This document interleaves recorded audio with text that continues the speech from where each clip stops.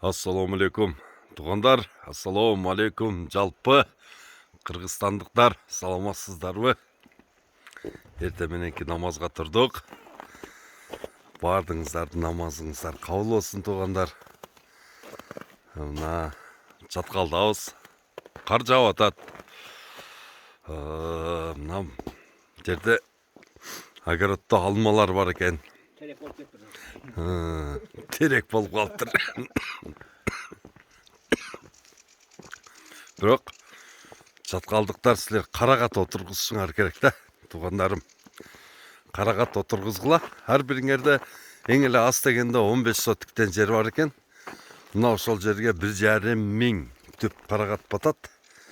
Мына ошол жерден ең эле аз дегенде 1,5 тонна. Жакшы болсо 2,5 тонна қарағат алып сатып турасыңар. Қарағаттын баасы болсо 100 сом билесиздер.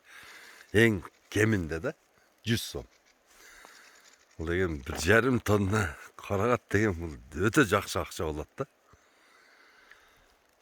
Алып келіп алып жерлерге қарағат отырғызғыла.